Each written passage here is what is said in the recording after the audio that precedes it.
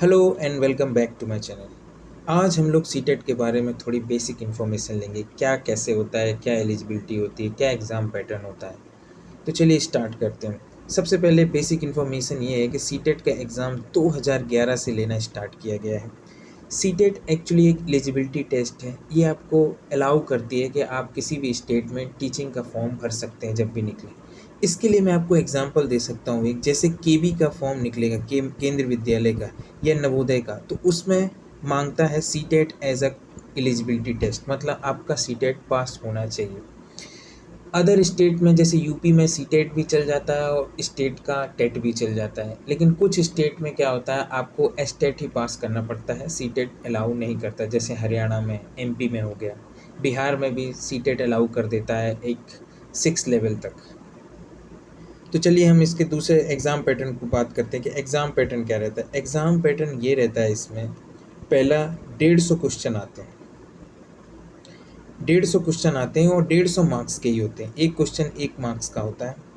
दूसरा, इसकी टाइमिंग 2.5 घंटे होती है। ठीक है। क्या निगेटिव मार्किंग होती है? इसमें कोई निगेटिव मार्किंग नहीं होती है। इसकी वैलिडिटी कब तक होती है सीटेट की? इसकी वैलिडिटी लाइफ टाइम होती है। और हम इसको कितनी बार दे सकते हैं? हम कितनी बार भी इसको दे सकते हैं। एक क्वेश्चन ये पूछते हैं कि क्वालिफिकेशन मार्क्स क्या होता है सीटेट का।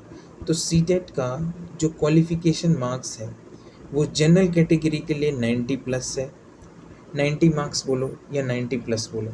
82 है रिजर्व कैटेगरी के लिए। रिजर्व कैटेगरी बोले तो ईडब्ल्यूएस, ओबीसी, एससी, एसटी, ये है इसका क्वालिफिकेशन मार्क्स। अगर इससे कम आते हैं तो आप डिस्क्वालीफाई माने जाएंगे इसमें। ठीक है। अब इसके बारे में हम एलिजिबिलिटी जान लेते हैं, क्या क्या एलिजिबिलिटी चाहिए। जैसे 2 पेपर होते हैं इसके, एक पेपर 1 होता है, एक पेपर 2 होता है। पेपर 1 के लिए जो एलिजिबिलिटी चाहिए वो चाहिए 12th पास प्लस डिप्लोमा। डिप्लोमा को हर स्टेट अलग अलग जगह नाम से बोलता है। जैसे डीएलएड बोलते हैं, कई जगह डीएलएड बोलते हैं, कई जगह जेबीटी भी बोलते हैं। ठीक है। तो 10+2 प्लस डीएलएड। और पेपर 2 के लिए, मतलब पेपर 1 इसका मतलब आप 1 to 5 के लिए अपीयर होंगे। पेपर 2 मतलब 6 to 8 के लिए। इसके लिए आपको चाहिए ग्रेजुएशन प्लस आपका बीएड। ये एलिजिबिलिटी होनी चाहिए, ये एलिजिबिलिटी क्राइटेरिया है इसका। सिलेबस की बात कर लें तो पेपर 1 का सिलेबस कुछ ऐसा है कि इसमें पेपर 1 के सिलेबस में 5 चीज़ें आती हैं। पहला सीडीपी। सीडीपी के 3 क्वेश्चन आते हैं। Child development pedagogy. दूसरा ईबीएस, इन्वायरमेंट रिलेटेड, 30 क्वेश्चन। तीसरा मैथ, 30 क्वेश्चन। चौथा, एक लैंग्वेज 1 होती है, एक लैंग्वेज 2 होती है। ये आप चॉइस करते हैं at the time of form filling. जब आप फॉर्म भरते हैं तब आप चॉइस भी करते हैं कि आप लैंग्वेज 1 पे क्या रखना चाहते हैं, लैंग्वेज 2 पे क्या रखना चाहते हैं। बहुत सारे लोग लैंग्वेज 1 पे हिंदी ही रखते हैं, क्योंकि एक्चुअली कोई इंग्लिश मीडियम वाला भी होता है तो उसको भी लैंग्वेज 1 पे हिंदी ही रखनी चाहिए, क्योंकि लैंग्वेज 2 थोड़ा टफ आती है। अगर आपने लैंग्वेज 2 पे हिंदी को रख दिया तो आप पे ड्यूरेबल नहीं होंगे उसके क्वेश्चन सॉल्व करना। तो ये इसके पैटर्न है, मतलब सबसे 30-30 क्वेश्चन आते हैं। तो ये हो गया 150 क्वेश्चन, 150 मार्क्स का। पेपर 2 का क्या पैटर्न है? पेपर 2 का जब हम पैटर्न देखेंगे, मतलब जो 6 to 8 तक होता है, उसका क्या क्या आता है उसमें। तो सीडीपी आती है, 30 क्वेश्चन, 30 नंबर। अगर आपने ग्रेजुएशन बीए से किया है तो आप एसएसटी भरेंगे, सोशल साइंस भरेंगे।